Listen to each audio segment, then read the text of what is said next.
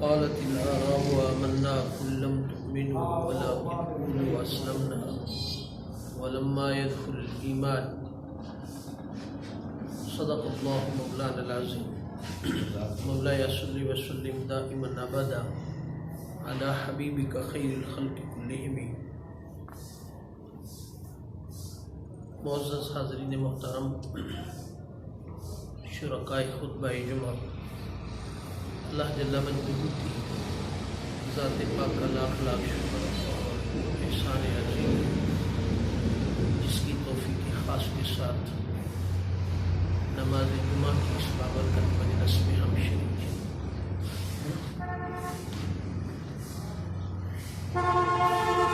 مستفوی معاشرے کا قیام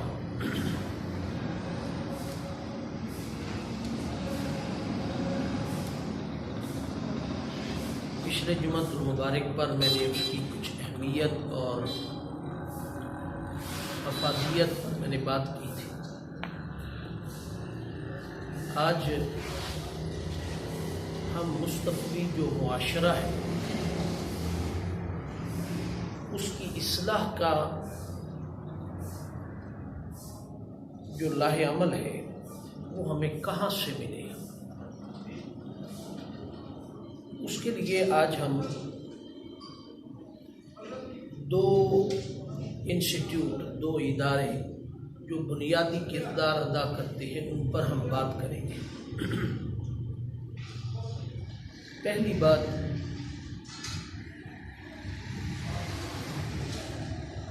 جہاں سے معاشرے کو اصلاح کی خیرات ملنی ہے، جہاں سے معاشرے نے پاور لینی ہے، یعنی کہ اپنی اصلاح کا کوئی نظام کرنا ہے، وہ سب سے پہلا ادارہ جو ہے وہ ہے ماں کی گود، والدین، گھر کا ماحول. گھر کا ماحول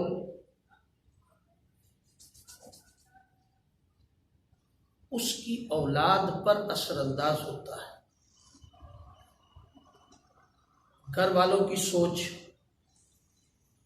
گھر والوں کا نظریہ، گھر والوں کا مشرق، گھر والوں کا مذہب، گھر والوں کی فکر جو ہوگی وہ ان افراد پر اثر انداز ہوگی، ماں باپ کی اولاد پر اثر انداز ہوگی.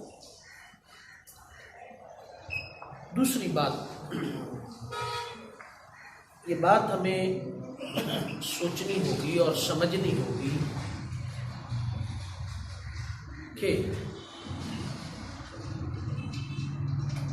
اللہ رب العزت نے انسان کو ما فوق الفطرت، فطرت سلیمہ پر پیدا کیا، یعنی کہ کسی کو بھی مادر ذات غیر مسلم، لاشعور، بے شعوری کی طور پر پیدا نہیں کیا. اللہ پاک نے شعور کے ساتھ پیدا کیا، فطرت سلیمہ پر مسلمان پیدا کیا. اب جو سوچ ہم نے دینی ہے، جو فکر دینی ہے ہم نے، اس کو جو بنانا ہے ہم، وہ اختیار اللہ رب العزت نے ماں باپ کو دیا، انسان کو دیا. سکھ کے گھر پیدا ہوتا ہے جو بچہ، تو وہ بنیادی طور پر مسلمان پیدا ہوتا ہے. اس کے کان میں جو پہلا میسج جاتا ہے، پہلی آواز جو جاتی ہے، وہ اس کی سوچ کا تعین کرتی ہے اس نے کیا بننا ہے. سکھ کے گھر پیدا ہوا ہے، مسلمان کے گھر پیدا ہوا ہے، کس کے گھر پیدا ہوا ہے. اب وہ اپنی سوچ اور اپنا عمل ہے وہ دے گا. وہ لاہ عمل اس کا اسلام سے متعلقہ ہے اور وہ لاہ عمل اس کا مذہب سے متعلقہ ہے، مسلک سے متعلقہ ہے. کس سے متعلقہ ہے؟ وہ اپنی سوچ اس کے اندر انجیکٹ کرے گا. دوسری بات، ماں باپ کے ذہن کے اندر اس کو اپنی اولاد کو کیا بنانا ہے، ڈاکٹر، انجینئر اور عالم، سیاستدان، ملازم، بزنس مین، کیا بنانا ہے، وہ سوچ اس کو وہاں سے اس کو میسر ہے۔ لہذا گفتگو کا خلاصہ یہ ہے کہ انسان کی سوچ کو بدلنے کے لیے پہلی دستگاہ، پہلا کردار ماں باپ کی گود ہے۔ یہاں سے ساری ڈائریکشن اس کی بدلنی ہے، اور یہ اتنا پاورفل انسٹیٹیوٹ ہے ماں کی گود۔ ادارے جو بھی کریں، اگر گھر کا ماحول، ماں باپ کی سوچ اگر درست مل جائے اور ماں باپ اس پر پہرا دیں کہ ہم اپنی اولاد کو کون سی سوچ دینا چاہتے ہیں، کس ڈگر پہ بنانا چاہتے ہیں، ڈاکو، ایماندار، مدبر، فکر والا شخص، جو سوچ، جو ڈائریکشن آپ متعین کریں گے، اس سوچ کو کبھی بھی باہر والے لوگ، ادارے اور باہر کا ماحول کبھی خراب نہیں کر سکتے۔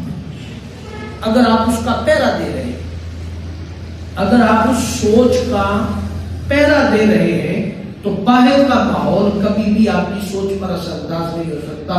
یہ بات ہمیں ذہن نشین رکھنی چاہیے۔ اب والدین کی سوچ جو ہے کہ وہ اپنی اس پروڈکشن فیکٹری سے اچھی اولاد، اچھی سوچ والی اولاد معاشرے کو فراہم کرے، ماں باپ کو جو سوچ دینی ہے وہ کہاں سے ملے گی؟ ماں باپ کو جو سوچ دینی ہے کہ وہ اپنی پروڈکٹ اچھی بنائیں۔ لیکن آپ کسی فیکٹری سے پروڈکٹ لینا چاہتے ہیں تو فیکٹری کے اندر کام کرنے والی چیز بنانے والی جو مشینری ہے وہ اعلیٰ کوالٹی کی ہوگی تو پروڈکٹ اعلیٰ کوالٹی کی بنے گی۔ اس کے اندر کام کرنے والا انجینئر، اس کو چلانے والا میکینک، اس کا ڈرائیور، اس کا یہ سارا ماحول اگر اعلیٰ کوالٹی کا ہوگا تو وہ پروڈکٹ اچھی بنے گی۔ یہ سمپل مثال ہے۔ ماں باپ کی کک سے پیدا ہونے والی اولاد اگر معاشرے کو اچھی فراہم کرتی ہے تو ماں باپ کی کوالٹی اچھی ہوگی تو اولاد اچھی کوالٹی کی پیدا ہوگی۔ یہ نظام ہے۔ اب ماں باپ کی کوالٹی کیا ہے؟ ماں باپ کی کوالٹی سوچ کی اچھی ہوگی تو اولاد اچھی پیدا ہوگی۔ ماں باپ کی سوچ کی کوالٹی اچھی ہوگی تو اولاد اچھی پیدا ہوگی۔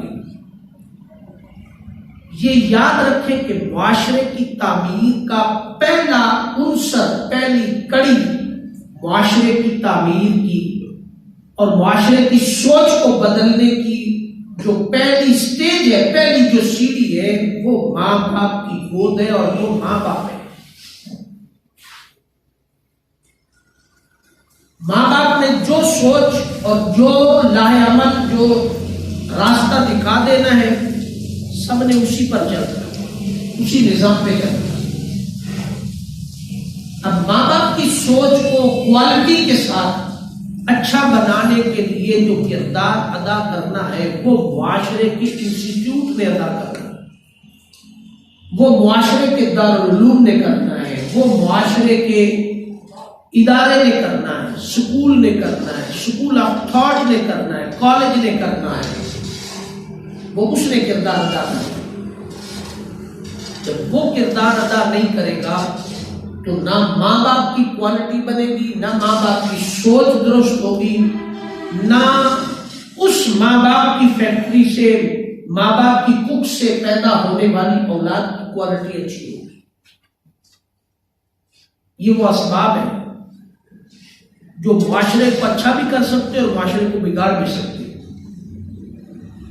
معاشرے کو جو افراد جو پروڈکشن ملے گی اگر وہ صالحیت پر مبنی ہے، نیکی پر مبنی ہے، ایمانداری پر مبنی ہے، جھوٹ سے پاک ماحول پر مبنی ہے، تو معاشرہ جھوٹ سے پاک اور بددیانت نہیں ہوگا، امانتدار ہوگا۔ اگر معاشرے کو ملنے والے افراد چور ملیں گے، ڈاکو ملیں گے، راہزن ملیں گے، کوئی ہنستا نہیں، کوئی فکر نہیں، کوئی کچھ نہیں، تو معاشرہ اس ڈگر پر چلے گا۔ یہ بڑی سمپل اور سادہ بات ہے۔ اب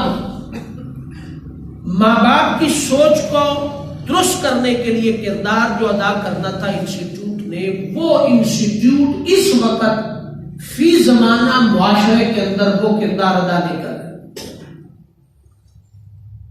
انسٹیٹیوٹ کے اندر دو بڑے اہم ادارے ہیں، ایک ہے جن کا تعلق دارالعلوم دین کے ساتھ ہے، علوم دینیہ پڑھانے والے درسگاہیں، اور ایک ہے علوم دنیا پڑھانے والے کالج یونیورسٹی، ہے وہ بھی درسگاہ، ہے وہ بھی مقدس، مگر اس کو ہم نے دنیا کا نام دے کر کے ہم نے اس کو دین سے الگ کر دیا۔ یہ ہماری سوچ پر، ہمارے ماحول پر، ہمارے اداروں پر پہلا ڈاکہ ڈالا گیا، پہلا حملہ کر کے ہم کو دین اور دنیا کی الگ سوچ دے دی گئی کہ دنیا الگ ہے، دین الگ ہے، دارالعلوم الگ ہے، قرآن پڑھانے والے الگ ہیں، دنیا دینے والے الگ ہیں، جن کے اس پر میں کئی بار یہ مثال دے چکا ہوں، یہ بات بتا چکا ہوں، وہ یہ کہ بر صغیر پاک و ہند کی تقسیم سے پہلے تعلیم دینے والے اداروں کے اندر دین اور دنیا دو الگ چیزیں یا الگ تصورات نہیں تھے۔ یہ دو خلیج، دو تراڑیں جو ڈالی گئی ہیں، یہ بر صغیر پاک و ہند کے اندر قیام پاکستان سے پہلے بلکہ قیام پاکستان کے بعد ڈال دی گئی، تاکہ پاکستان کبھی بھی مستحکم نہ ہو سکے۔ یہ سامراج کی سازش ہے، اور ہم نے سامراج کی سازش کو بخوشی قبول کیا، اور ہم آج اسی سوچ پر چل رہے ہیں۔ ان اداروں کی اخلاقی، روحانی، فکری، نظریاتی تربیت اداروں کے اندر سے قیام پاکستان کے وقت سے ختم ہو گئی۔ جس وقت تحریک پاکستان کا آغاز ہوا، اس وقت سامراج نے یہ سمجھ لیا کہ یہ الگ پاکستان بنے گا، اس کو ہم بننے سے روک نہیں سکتے، یہ اصل حقیقت، اور بن گیا۔ مگر انہوں نے اسی وقت، ان کے تھنک ٹینک نے یہ بات طے کر لی تھی، اگر یہ پاکستان الگ بن جانا ہے، اور یہ بن جائے گا، مگر ہم ان کو کبھی بھی زندگی بھر مستحکم نہیں ہونے دیں گے۔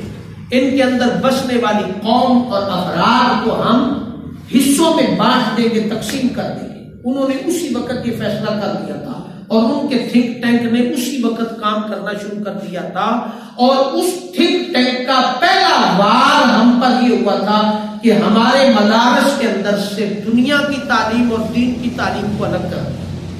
یہ پہلا وار، اور میرا خیال ہے کہ اس تھنک ٹینک کا جو پہلا وار تھا، اس نے ہماری ساری سوچوں کو بکھیر کے رکھ دیا۔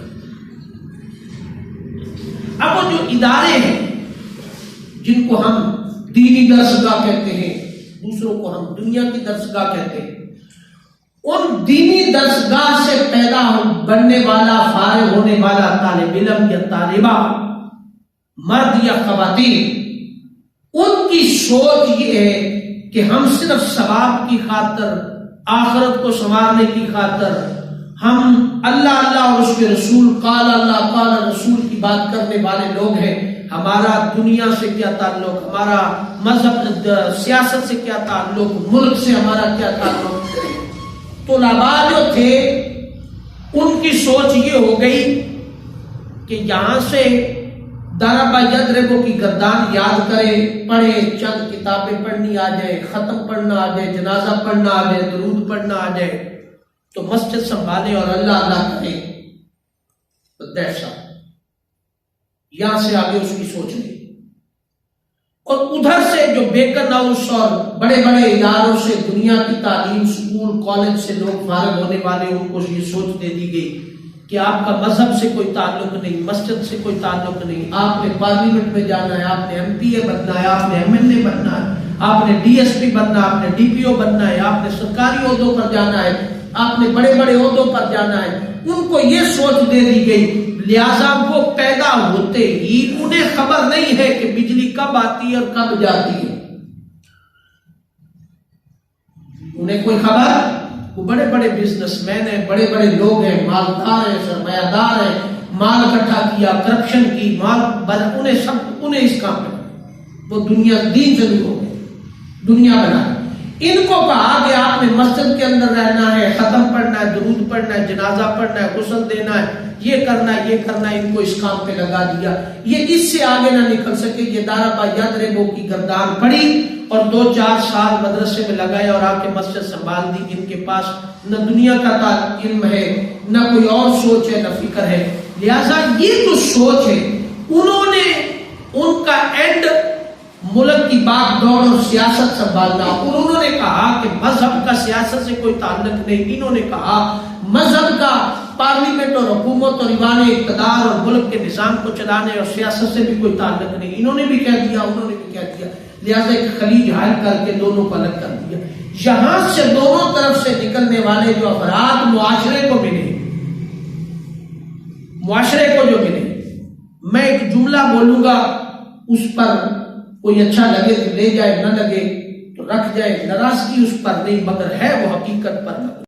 جھوٹ ہے، کرپٹ ہے، آپ معاشرے کے اندر زندگی بسر کر رہے ہیں، آپ اچھی معاشرے کو دیکھ لیں، آپ سمجھتے ہوں کہ میرے محلے کے 8-10 گھر بڑے پرسکون رہ رہے، نو،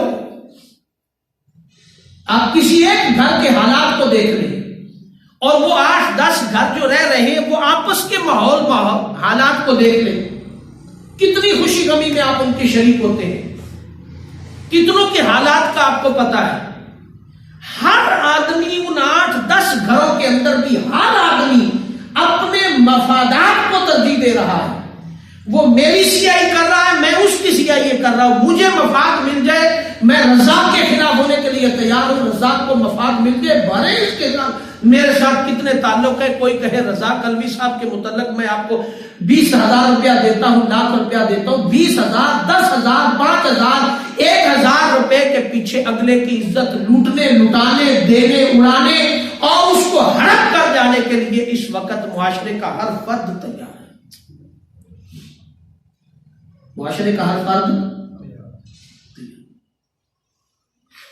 آپ سمجھتے ہوں گے کہ میرے گھر کی دکان، میرے گھر کے محلے پر اور کونے پر بیٹھنے والا جو شخص ہے وہ یہاں دکانداری کرتا ہے، یہاں رہتا ہے، تو میں چونکہ یہاں رہتا ہوں، عرصے دراز سے رہتا ہوں، میرا اس کے ساتھ تعلق ہے، وہ میرے ساتھ بے وفائی نہیں کرے گا، تو یہ اعتماد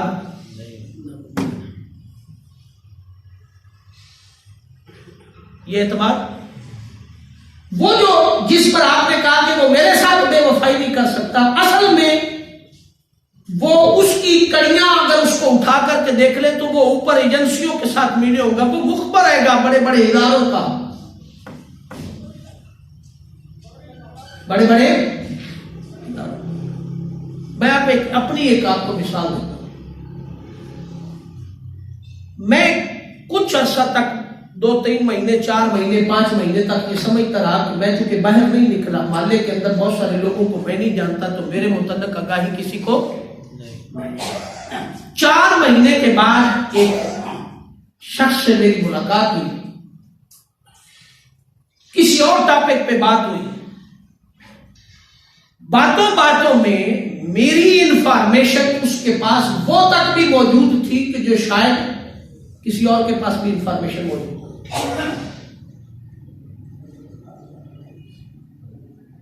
تو لہذا مجھے یہ سوچ بدلنی پڑ گئی کہ جو محلے کی جو دکان آپ کے کونے پر گلی کے نکڑ پر بیٹھا جس کو آپ وفادار سمجھتے ہیں، وہ سب کا سب سے بڑا مخبر آپ کا وہ ہے۔ محلے کے اندر رہنے والے شخص 8 10 15 جو گھر کی مثال میں نے آپ کو دی ہے کہ آپ یہاں سے جمعہ پڑھ کے گھر جائیں تو اپنے محلے کے 8 10 افراد جن کے ساتھ آپ کا بڑا قریبی تعلق ہے، ان کے رویوں کو اور ان کی زبان اور لینگویج اور ان کے حالات کو آپ چیک کر لیں تو آپ کو پتہ چل جائے گا کہ کتنے معاشرے کے اندر عفو درگزر، محمد، تحمل، بردباری، پیار، انس کتنا کیا سارا پتہ چل جائے گا۔ آپ کی گھر کی بیڈ روم کی انفارمیشن بھی اس سے مل جائے گی، آپ بیڈ روم کی انفارمیشن بھی آپ کو اس سے مل جائے گی۔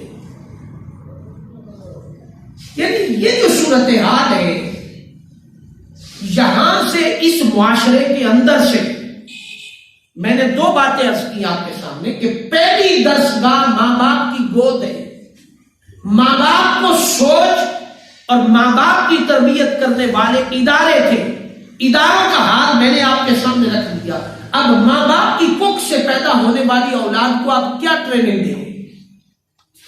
ماں باپ خود جاہل، علم نہیں، حالات نہیں، صرف اور صرف ہم زندگی بسر کر رہے ہیں۔ انسان کہتا ہے کہ انسان کے یہاں جو ایک دماغ ہے نا، یہ جو سر کا جو پچھلا حصہ، اس پچھلے حصے کے اندر حرام مغز ہے جسے کتے کا دماغ کہا جاتا ہے۔ اس میں اور اس جگہ پر جو انسان کا جو دماغ ہے، یہاں پر یہ انسان کا اشرف المخلوقات ہونے کا دماغ ہے۔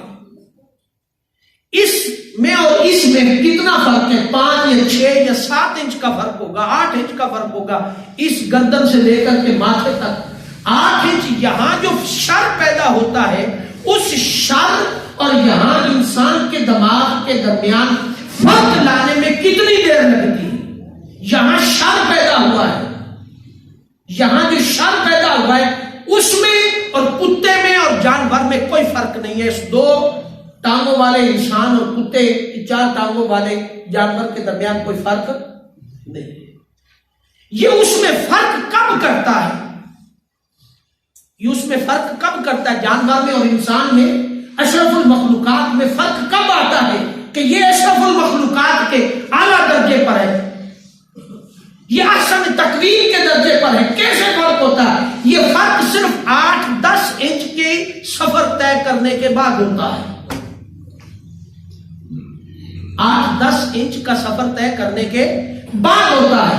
یہ سوچ جب یہاں سے نکل کر یہاں تک آتی ہے تو یہاں اشرف المخلوقات انسان بن جاتا ہے۔ یہاں سوچ پیدا ہوئی کہ 10,000 روپیہ لے کر کے اس کی عزت لوٹ لو، یہاں سوچ پیدا ہوئی 10,000 روپیہ لے کر کے رضا کے گھر کی ساری انفارمیشن ایجنسیوں کو دے دے، یہاں سوچ پیدا ہوئی کہ اس کو قتل کر دے، مجھے 50,000 روپیہ مل رہا ہے، یہاں سوچ پیدا ہوئی اس کے گھر چوری کر لو، لاکھ روپیہ ملے گا، یہاں سوچ پیدا ہو۔ یہ سوچ اگر چل کر کے یہاں آ جائے کہ نہیں 10,000 روپیہ لے کر کے کسی کی عزت نہیں لوٹی جاتی، یہ میرا محلے دار ہے، کیوں میرا محلے دار میرا پڑوسی رشتہ داروں سے بھی زیادہ عزیز ہے کہ میرے رشتہ دار میری مشکل کے وقت 2 گھنٹے یا 4 گھنٹے بعد میں آئیں گے، یہ پہلے مجھے آ کر کے سنبھالے گا، مجھے اس کی عزت کا خیال کرنا ہے اور اس نے میری عزت کا خیال کرنا ہے، یہ بھائیوں سے بڑھ کر ہے۔ جب یہ سوچ پیدا ہو جائے تیرے اور جانور کے درمیان فرق ہے، تیرے اور جانور کے درمیان جب یہ سوچ پیدا ہو جائے کہ میرا بھائی ہے، اس کی بیٹی، اس کی ماں، اس کی بہن کی عزت میری عزت ہے، یہ میرا محلے دار ہے، یہ میرا بھائی ہے، یہ میرا پڑوسی ہے، اس کی عزت کی دفاع کرنا، حفاظت کرنا، خیال کرنا میری رسپانسبلٹی، میری ذمہ داریوں میں شامل ہے۔ تو اس سوچ سے نکل کر یہاں تک جب یہ سوچ آئی تو تم اشرف المخلوقات ہو گئے۔ اگر یہ سوچ تیری یہاں سے نکل کر یہاں تک نہ آ سکی تو وہیں کا وہیں رہا، تجھ میں اور جانور میں کوئی فرق، تجھ میں اور کوئی جانور میں کوئی فرق نہیں۔ جب سوچ پیدا ہو جائے کہ دوسری ماں، بہن، بیٹی کی طرف، کسی دانشور نے یہ جو جملہ بولا تھا نا، یہ جو جملہ بولا تھا کہ اگر تیری نگاہ دوسری کی بیٹی اور بہن کی عزت لوٹنے کے لیے پڑ جائے اور تو اس کی عزت لوٹ لے، تجھ میں اور کتی میں اور تجھ میں فرق نہیں ہے۔ یہ جو جملہ دانشور نے بولا تھا نا کہ کہ تجھ میں اور کتے میں فرق نہیں ہے. یہ درست تھا اس لیے کہ تو نے ماں بہن بیٹی کی عزت کا خیال نہیں کیا, دوسرے کی بیٹی کی عزت لوٹ لی. اس کا مطلب تیرے گھر میں بیٹی نہیں ہے. اگر تو دوسرے کی بیٹی کی عزت لوٹنے سے پہلے خیال کرتا کہ یہ بیٹی اس کی ہے کہ میری بھی بیٹی ہے, اگر میں اس کی بیٹی کی عزت لوٹوں گا تو کل میری بیٹی کی بھی عزت لوٹی جا سکتی ہے. تو فرمایا پھر تو کتے کے درمیان فرق کر رہا ہے, پھر تو اشرف المخلوقات ہے, پھر تیرا دماغ یہ کام کر رہا ہے, یہ نہیں کر رہا. 8 سے 10 انچ کا فرق ہے. ایک ہی سال کے اندر 2 قوتیں موجود ہیں, شر کی بھی اور دوسری بھی, بچاؤ کی بھی. یہی سے معاشرے کی تعمیر ہوتی. لہذا میں خلاصتاً آج کی گفتگو پر اس پر بات آگے چلے گی انشاءاللہ 3-4 جمعوں پر میں بات کروں گا, مگر آج کی گفتگو کا خلاصہ میں اس کو اینڈ پہ لانا چاہتا ہوں. وہ یہ کہ جو آپ یہاں درس لینے کے لیے آئے, نماز جمعہ ادا کرنے کے لیے آئے, وقت نکال کر آئے, میری معروضات کو سنا, میں یہ چاہتا ہوں, یہ خیال میرا نہیں, ہر اس وارث منبر کا خیال ہونا چاہیے. اگر یہ وارث منبر ہی ٹھیک ہو جائیں, ان کی ہی سوچ درست ہو جائے, تو آج بھی اقبال کے شاہین پیدا ہو سکتے ہیں. مجھے تو یہ بات کہنے میں کوئی فرق نہیں ہے. میں نے تو آپ کو ابتدا میں یہ بات کہی تھی کہ کرپٹ پیدا ہوئے مذہب سے آنے والے لوگ بھی اور دنیا کی سکول اور کالج سے پیدا ہونے والے بھی کرپٹ پیدا ہوئے. اگر وہ کرپٹ نہ پیدا ہوتے تو ممبروں کے وارث کرپٹ نہ ہوتے. ممبروں کے وارث کرپٹ یہ سے مراد نہیں کہ وہ بہت بڑا بینک بیلنس اکٹھا کر کے, وہ کرپٹ اپنی فکر کو لوگوں تک پہنچانے میں کرپشن کرتے ہیں. وہاں بات نہیں ہے جو رونا اقبال روتا ہے, گلا تو تیرا ڈھونڈ دیا نے مدرسہ نے کہاں سے ہے صدا لا الہ الا اللہ. لہذا اگر ہم صرف یہ سن کر آئے, جمعہ پڑھے اور ادھر سے نکال کان سے سنے دوسرے کان سے نکال دیں, بس اس انتظار میں رہے کہ کب ٹائم پورا اور 2 فرض پڑھے تو بھاگے, یہ باتیں سنتے رہتے ہیں. کچھ قصور ہمارے بھی ہیں, کچھ قصور ہمارے بھی. ہم بھی آتے ہیں, تماشا دیکھتے ہیں, تھوڑی دیر, آدھا پونا گھنٹہ 20 منٹ سوچ ہوتی ہے, گھڑیوں پر نظر ہوتی ہے, ٹائم کس وقت پورا ہو اور نکلے, اور آتے اس وقت ہے کہ جو باتیں انہوں نے کرنی ہم نے فیس بک پہ پہلے پڑھی ہوئی ہیں. اتنے ہی تم محدث بن گئے تھے فیس بک پر تو اپنی زندگی کو سنبھال لیتے. فیس بک نے تو تمہاری زندگی نہیں سنبھالی, فیس بک نے تو تمہیں قتل کرنا, زنا کرنا, چوری کرنا, ڈاکہ مارنا سکھایا. یہ بات یاد رکھیں, 1000 کرپٹ ہونے کے باوجود, 1000 اپنی ذمہ داریوں سے لاغر ہونے کے باوجود, غیر ذمہ دار ہونے کے باوجود, سب کچھ ہونے کے باوجود, یہ بات میری آج لکھ لے, جب بھی آپ کو خیر کی خیرات ملے گی تو ملے گی یہیں سے ملے گی. یہ بات یاد رکھنا. خیر جب بھی ملے گی, خیر جب بھی ملے گی, خیر کا جملہ جب بھی ملے گا, ہدایت کا جملہ جب بھی ملے گا, ہدایت کی خیرات جب بھی ملے گی. بے شک ہم لاوارث ہیں, بے شک ہم غیر ذمہ دار ہیں, بے شک ہم کرپٹ ہیں, بے شک ہم اپنی ذمہ داریوں سے نابودازما نہیں, مگر یاد رکھنا جب بھی خیرات ہدایت کی ملے گی آپ کو مسجد درسگاہ سے ملے گی. جتنے بھی کرپٹ ہو جائیں پھر بھی خیرات جب بھی ملے گی تو یہیں سے ملے گی. لہذا آج ہم تہیہ کریں, آج ہم یہاں اس فکر کو لینے کی کوشش کریں کہ آج ہم بنیاد رکھیں, آج ہم ذمہ داری اپنے تائیں کہ جی سارا معاشرہ ایسا ہے تو میں بھی ایسا ہی ہوں. تو میں اس کی مثال آپ کو دے دیتا ہوں. جب حضرت ابراہیم علیہ السلام کو چیخے کے اندر ڈالا جا رہا تھا, گوبیے کی رسی کاٹ دی گئی تھی, اس وقت ایک پرندہ تھا جہاں بہت سارے اور لوگ بھی تھے, اس آگ کو بجھا رہے تھے, اس آگ کو بجھا رہے تھے کہ حضرت ابراہیم علیہ السلام کو گرنے سے پہلے آگ بجھ جائے, جہاں پانی سے, بالٹیوں سے اور ذرائع سے وہاں ایک پرندہ بھی تھا جو اپنی چونچ میں ایک دور سے پانی کا قطرہ لاتا اور چیخے میں ڈال دیتا. تو کسی نے پوچھا پرندے سے، آواز دی کہ تیری چونچ کیا کرے گی؟ یہاں بالٹیاں، ٹیوب ویل اور بڑے بڑے ذرائع بھی اس چیخے کو گزارے تو تیری چونچ کا قطرہ کیا کرے گا؟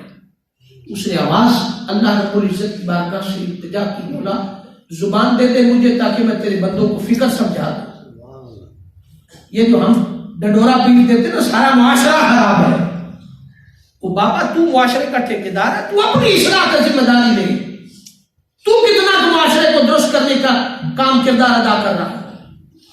تو کردار ادا کر رہا ہے جو تو یہ کہتا سارا معاشرہ غلط ہے؟ تیرا کیا کردار ہے؟ تو اس نے اللہ رب العزت سے جو التجا کی، مولا زبان دے دے تاکہ میں فکر دے دوں.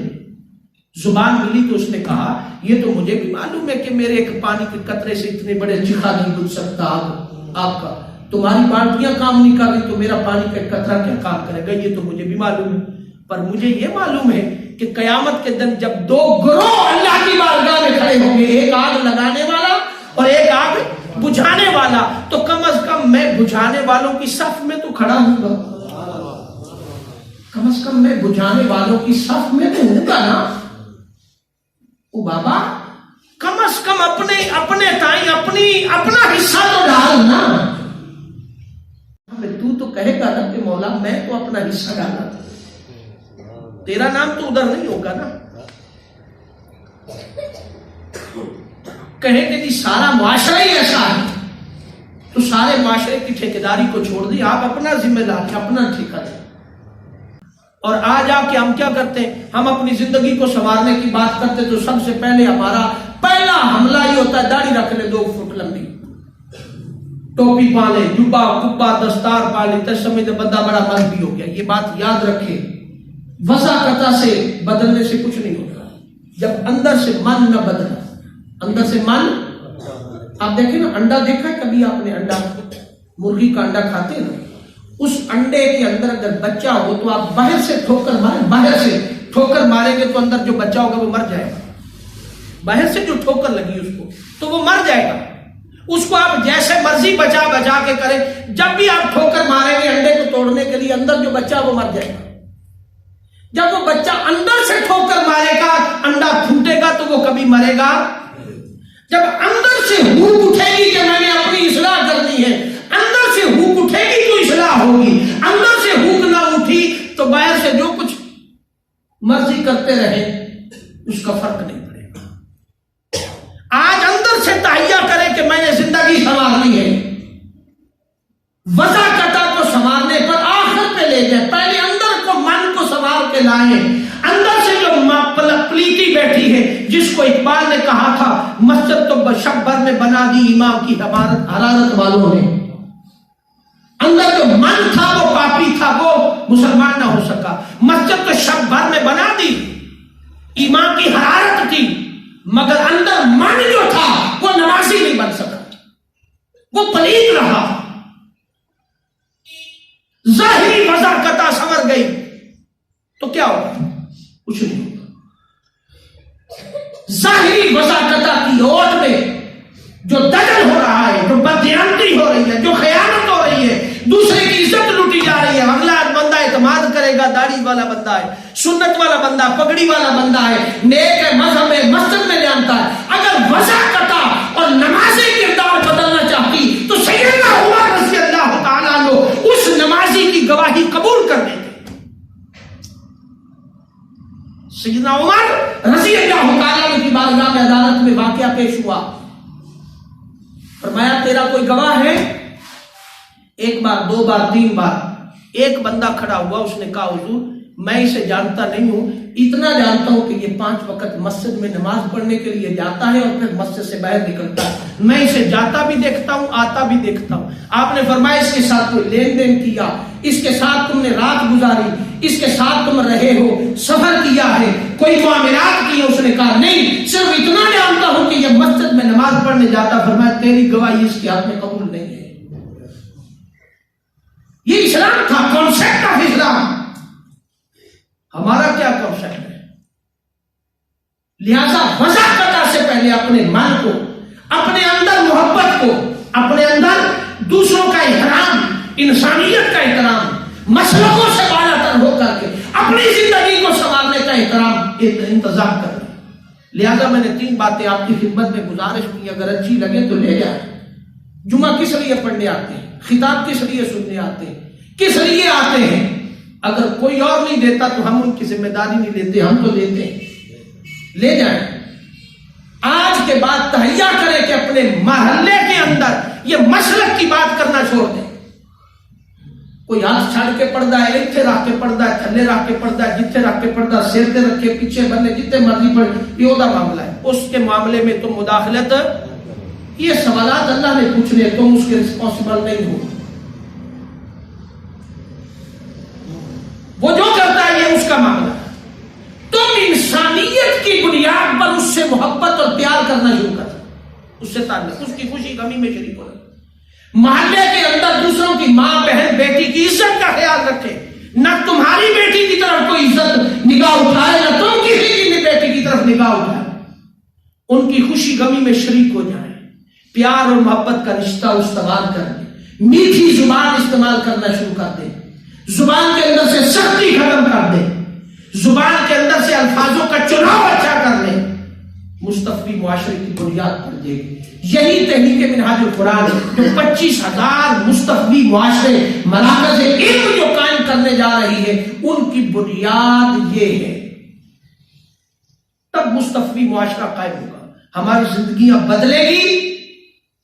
ڈاکٹر طاہر القادری نے 42 سال امت مسلمہ کو یہی فکر دی ہے، یہی سوچ دی ہے کہ لوگوں اپنی محبت کا پیمانہ انسانیت کی بنیاد پر رکھ، مسلکوں کی بنیاد پر نہ رکھ۔